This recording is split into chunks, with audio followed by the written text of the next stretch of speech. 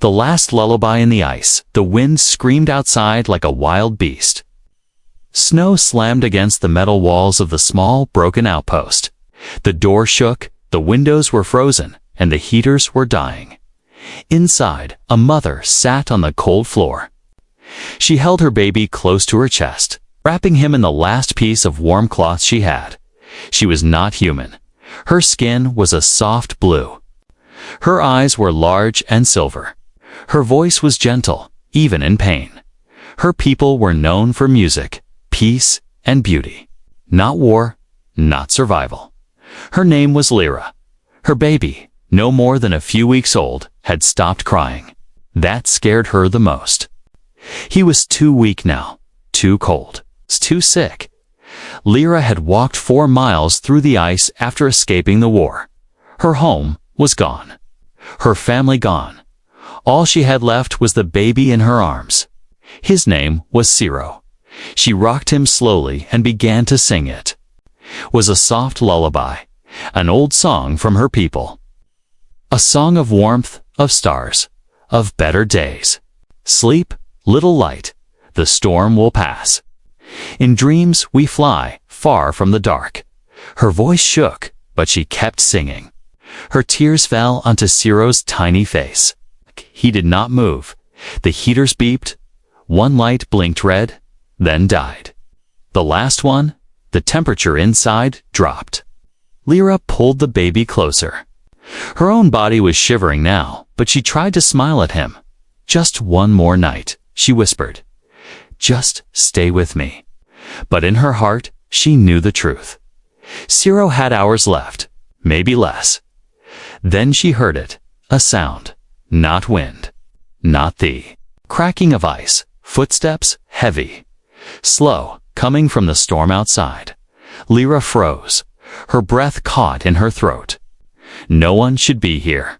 No one could survive out there. Not in that storm. She crawled to the broken window and looked out. At first, she saw nothing, only white, snow and wind. Then a shadow, tall, moving. A shape stepped out of the blizzard, walking straight toward the outpost. Her heart pounded. Was it an enemy? A soldier? A beast? She had heard stories of monsters in the snow, creatures that hunted survivors.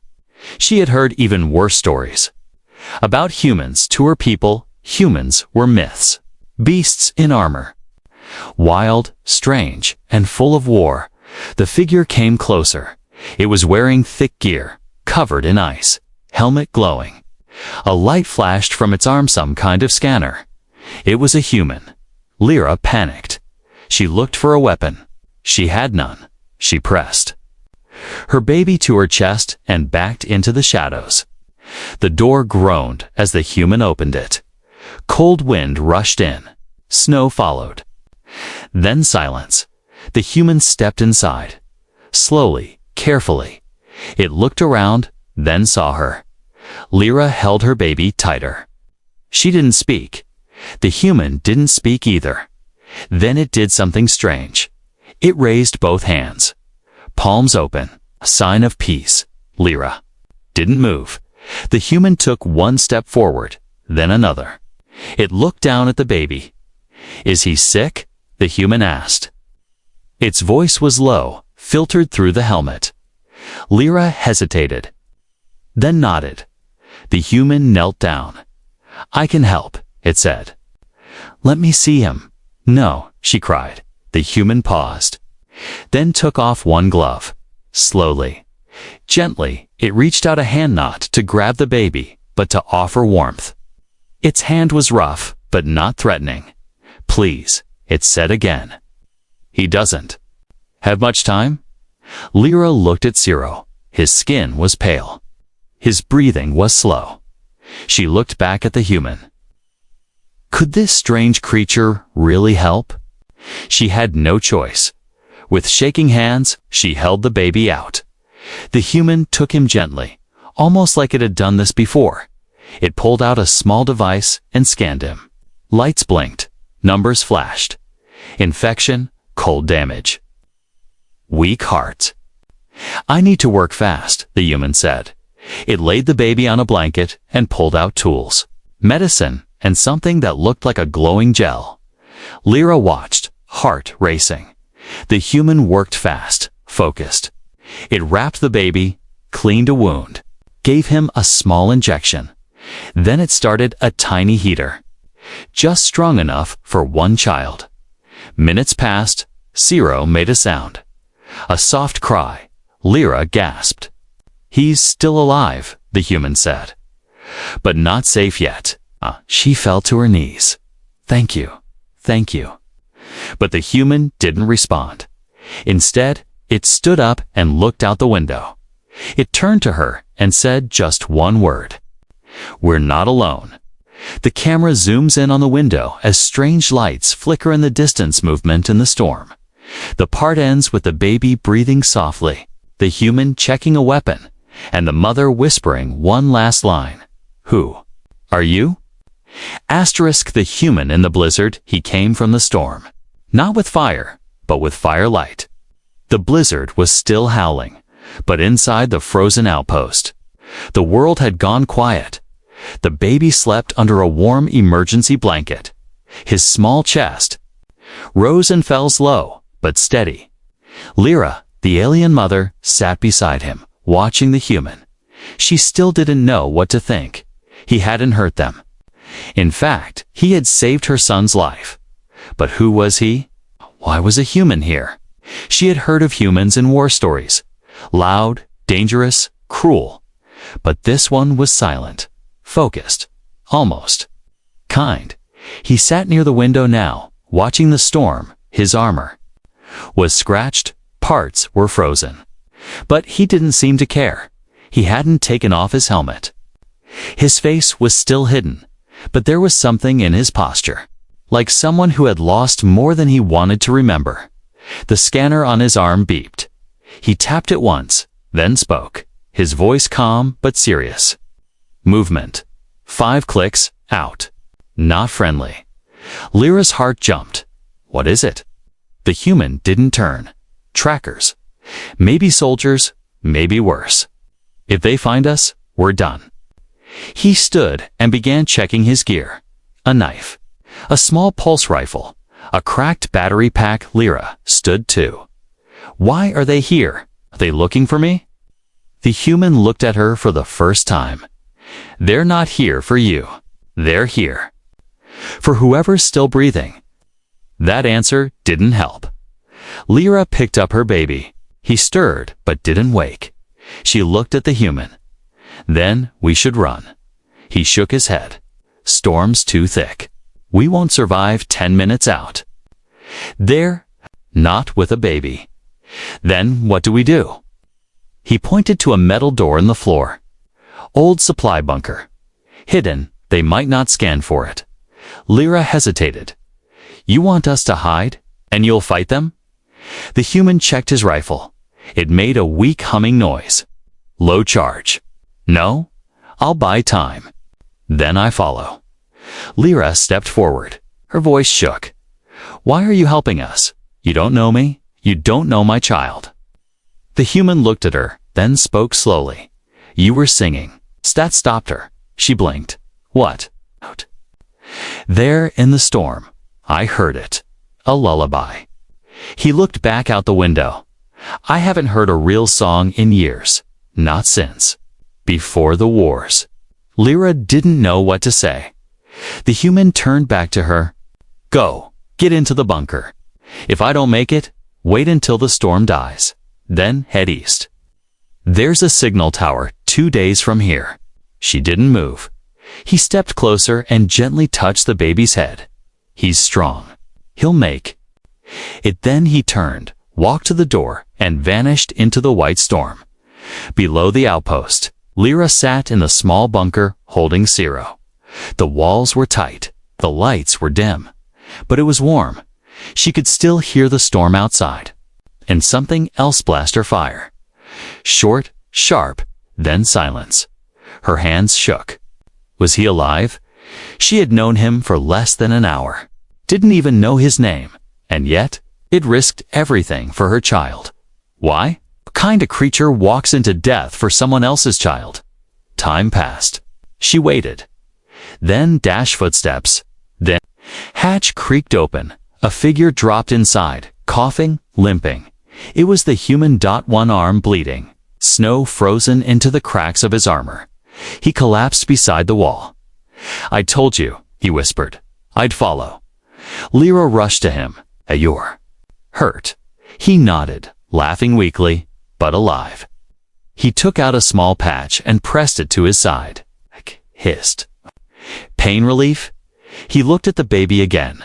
Ciro opened his eyes, tiny, bright. The human smiled. "Tough little guy." Lyra looked at him closely. "You still haven't told me your name." He was silent for a while. Then finally, "Name's Rook." "Just Rook." She nodded. "I'm Lyra, and this is Ciro." The baby made a soft sound, almost like a tiny laugh, and in that frozen bunker, for the first time in days, someone smiled. ChatGPT said, the cold hadn't left, but something had changed. In the quiet bunker, lit by a single flickering light, Rook rested with his back against the steel wall. His armor was damaged, one arm wrapped with an old med patch that barely held still. He kept his eyes on the door, always listening, always ready.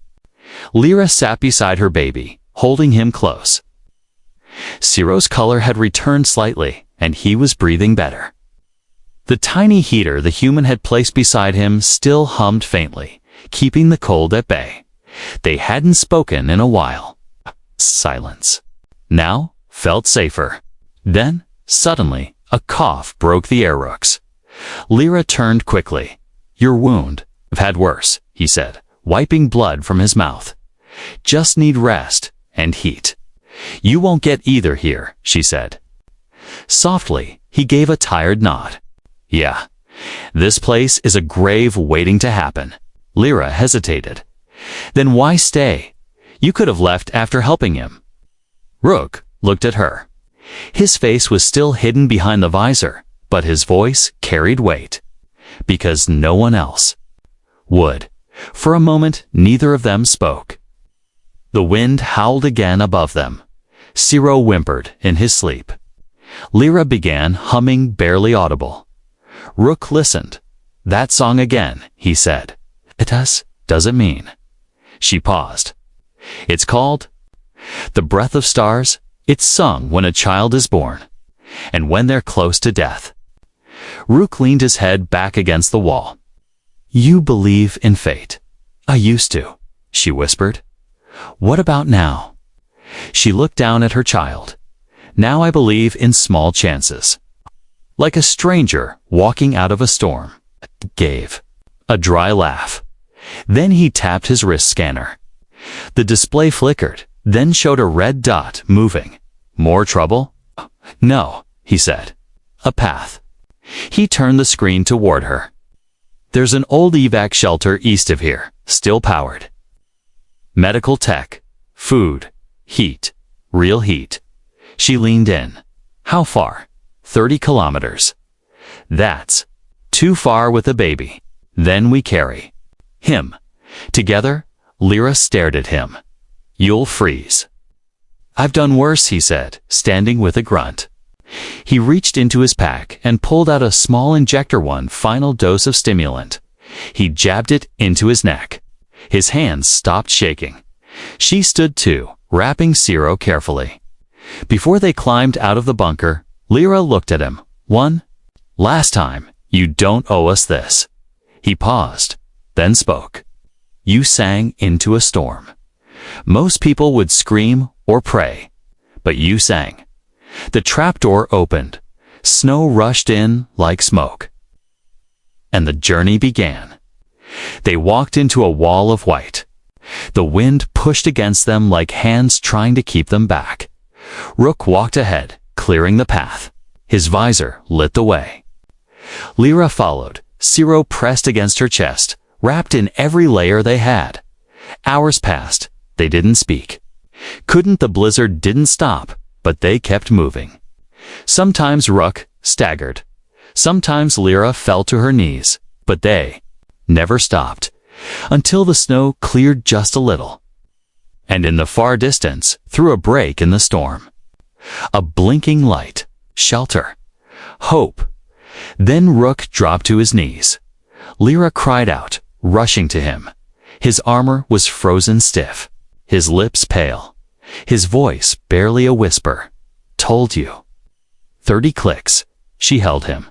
No, get up. You made it. He smiled, weakly. Carry him the last bit. Just a little farther. No, she said, tears freezing on her cheeks. Not without you. You have to, he said, placing the beacon in her hand. He needs you. She looked, down at the baby, then at the man who had walked through death for a child not his own. And she ran through the last stretch of snow. Toward the light, not for herself, but for both of them. And behind her, the blizzard swallowed the trail, but not the story, not the song. It would be sung again by the boy who lived. Because a human stepped through the storm. Asterisk snow had stopped falling, not completely, but just enough for the world to remember that it was still alive beneath the white. The shelter's outer gate slid open with a tired, mechanical groan. Lights blinked. Dimly above it, their blue glow barely pushing through the fog. The warmth inside wasn't much, but to Lyra, it felt like sunlight after 1,000 nights. She stumbled in, clutching Ciro, her legs nearly giving out as the door closed behind her. The moment the heat hit her face, she collapsed. When she awoke, she was in a small room, metal walls, a real bed, soft light. Ciro lay beside her, breathing peacefully. He had made it. She had made it. But Rook, Lyra's heart twisted. She didn't know how long she'd been unconscious. Maybe hours. Maybe more. But the memory of him falling in too. The snow would not leave her. She stood, slowly, her muscles screaming with each step, and went to the control panel on the wall. Her fingers hovered, and pressed the screen. Security feed. She tapped the outer cam, and there he was, still outside, still, on his knees, frozen in time like a soldier carved in ice. No movement. She pressed the intercom. Rook, can you hear me? Nothing. Please, she whispered. Say something. Then faint crackling. A voice, rough and dry. Barely there did he make it. Lyra let out a breath she hadn't realized she was holding. He did. He's safe. Because of you, silence again. Then the signal cut. She ran to the door, but the AI blocked it. Severe exposure detected. Human subject not recognized by shelter system. Access denied. He saved us. She shouted, "Let me out." No response. So she did the only thing she could do. She sang, not softly, like a lullaby, loud, fierce. Her voice filled the empty halls. He came through storm and fire to lift the fading flame. No blood of kin between us, yet he gave us his name. The AI paused, then beeped. Override accepted. External door opening. She didn't wait. The cold hit her like a memory, but she didn't care. She ran through snow that tried to drag her down. Her breath sharp in her chest. He was still there, barely conscious. Covered in frost, she dropped to her knees and touched his helmet. He flinched, eyes barely open through the cracked visor. You came back, he muttered. She smiled through the tears. I told you, we don't leave each other now. Together, she helped him up, step by step. Into the shelter, he didn't speak for a long time after that. Not until much later when his wounds were cleaned, and warmth had returned to his skin. Not until he had seen Ciro sleeping safely in the recovery pod. Then, finally, he said something. Something. Quiet. Something that chilled her more than the snow ever had. They're coming. Lyra turned to him. What do you mean? I saw the scout marks near the ridge. Old war sigils, not yours, not mine. The kind that burn everything and ask questions later. She swallowed. They followed us? No, he said. They were already heading here. She looked at Zero, then back at Rook. Then we leave, she said. He shook his head. There's nowhere left to run. The silence grew heavy again. But this time, it wasn't hopeless. It was the silence before a choice. A hard one. They could run, hide, try to survive again, or lie. They could fight. He hadn't slept, not really, even with the warmth of the shelter, even with painkillers dulling the fire in his side. Rook's mind stayed awake, stuck in places far colder than any blizzard. He sat alone in the corner of the common room, staring at the floor like it held answers to questions he hadn't dared ask in years. Lyra entered quietly. She carried 2 small cups of warmed liquid, something close to tea. Not the kind she was used to, but still a kind gesture. He didn't look up as she placed one near his feet. You should rest, she said. He shook his head. I don't rest. She sat across from him. Not even now. No point. Dreams are worse than silence. Lyra looked down at her hands. You've lost someone? He didn't answer, but the silence was enough. So she did something unexpected. She began to sing again, but not her own song, his, or rather, his people's. A melody in the old Terran language, rough and simple, almost forgotten. Just a few notes. His head snapped up. Where did you hear that? I learned it once. From a translator archive. It was labeled Earth pre-war folk tune. I thought it was beautiful. Didn't know what the words meant. Rook stood, slowly. His hands clenched at his sides. My mother used to hum that. When we lived on the edge of the green zones, before the bombings, before the relocations. His voice cracked for the first time. She sang that when she was dying. Lyra's own breath caught. I'm sorry, she whispered. He looked away. She told me, even after everything burns, we have to carry the sound of who we were. Then he chuckled, cold, bitter, but I forgot. Until now. The moment sat heavy between them. 2 survivors, 2 broken histories, and a child too young to know the weight they carried. After a long pause, Rook stepped to the window. Snow still fell. Gentle now. Hiding the truth beneath its beauty. We're not the same, Lyra, he said. No, she replied. But pain sounds the same in every language. He turned to her. That's not why I'm here. She waited. I was part of a recon unit. We searched for tech, survivors, anything worth saving. I came out here to locate a signal that had gone dead. But I found something else. He tapped the screen on his arm. A hollow blue image flickered into the air coordinates. Maps, a transmission. Lyra frowned. That's from my home system. It's not just a distress call, Rook said. It's bait. Someone is drawing in survivors, then wiping them out.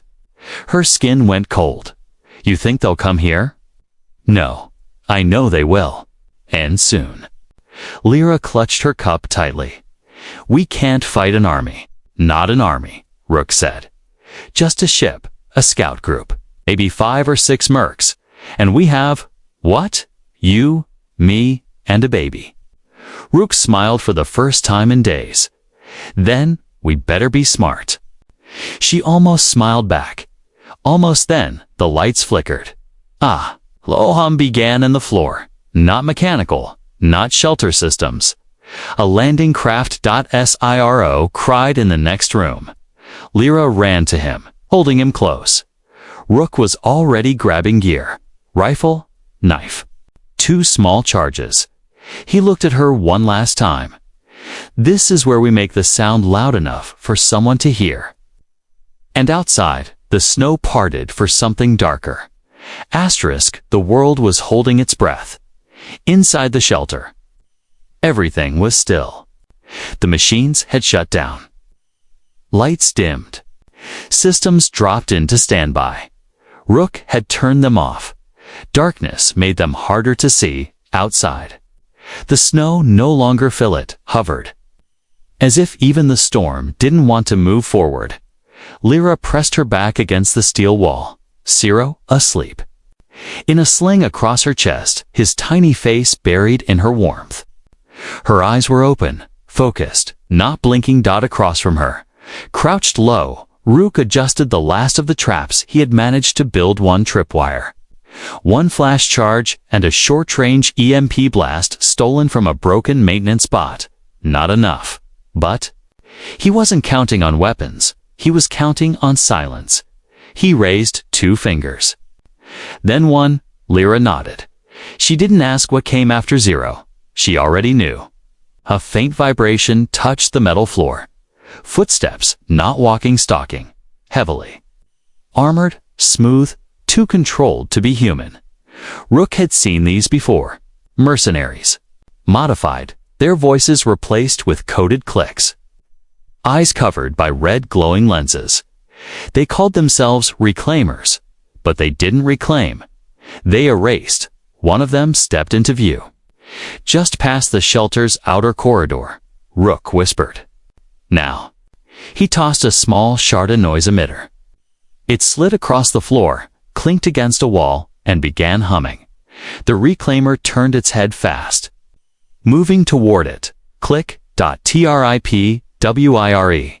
The flash charge exploded, white light so sharp it tore through. The dark like lightning. Rook moved, silent, precise. He tackled the reclaimer. Knife flashing into the gaps in its neck plate. It didn't scream, it only twitched once, then fell still. Lyra pulled back into the shadows, shielding Ciro. But it was too late. The others had heard. 3 red dots lit up on the far wall. They were marked Rook. Grabbed Lyra's arm. Run. Take the service hatch. Crawl until you hit the ice tunnel. Go east. Don't stop. I won't leave you. You have to. This ends with someone telling the story. She looked at him, then did something neither of them expected. She kissed his forehead just once. Not love. Not romance. Thanks. Then she turned and vanished into the shadows with her son. The red lights grew brighter. Rook stepped into the middle of the room. No armor now. Just cloth, cold metal, and stubborn fire in his eyes. The reclaimer stepped forward. Slow and precise. He held up a small black disc, smiled. Double quote, I lied. He said, click, from the ceiling above them. The emergency coolant tank detonated. Freezing mist filled the room in seconds, blinding. Biting, burning circuits. He didn't wait to see who survived. He ran. Lyra reached the tunnel. The light behind her flickered orange. Then white, then silence. She didn't know if Rook was alive. But she kept running. Because he had asked her to. Because someone had to carry the story, and because a child was still breathing. The boy was singing, not loudly, not for anyone else to hear, just a quiet hum as he sat near the window of the refugee learning hall. Looking out at the snow, he didn't know why the song felt important. He didn't remember learning it. No one had taught him. It was just there, like it had been sleeping in his chest, waiting. The tune was simple. A lullaby, a melody from another world, from another life. Behind him, other children played, laughed, drew stories with chalk on the metal floor. But he just watched the snowfall and sang. They called him Ciro, a child who had come from the white storm. The child carried on the back of a mother who walked days through death with a fire in her arms. Some knew pieces of the story. Some didn't believe it. But the song remained. And the scarred woman, who lived quietly near the edge of the settlement, she never corrected anyone. She only smiled when her son sang it, even when it made her eyes fill with tears. That day, years Later, the song reached ears that weren't meant to hear it. An off-world soldier passing through the corridor stopped, turned, and froze. He had heard that melody before, not in recordings. Not in dreams, in battle, in ice, in a shelter filled with red lights and the smell of ozone. He ran. Across the base, burst through the clinic door where the mother worked. And there she was, older now, but not forgotten. He stood there, breath caught in his throat.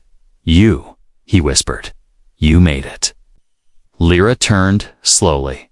Her breath stopped. He was older. Thinner. His left arm was cybernetic now, but the eyes, the fire, they were the same. She stepped forward, hand covering her mouth. "Rook." He nodded once, and for the first time since that blizzard, the silence was broken by something brighter. Laughter, half choked, half broken. But real. He knelt down as Ciro came into the room, still humming his strange tune. Rook looked at the boy. "You remember it," he said. Ciro tilted his head. "Did you write it?" "No," Rook said. "You did." The boy blinked. "I was just a baby." Exactly. That night, as the three of them sat beneath a starlit dome, Ciro looked up at them. "Both. Are the bad ones gone now?" Rook looked to Lyra. She answered. "They're never all gone, but they're not here, and that's what matters." He nodded, then curled up against her side, and again he sang. Only this time, Rook joined him. One broken voice, one new voice. One memory turned into music, not for the dead, for the living. There was no statue, no medals, no speeches. But the story still moved, carried in a song. He stepped through the blizzard, not to conquer, but to care.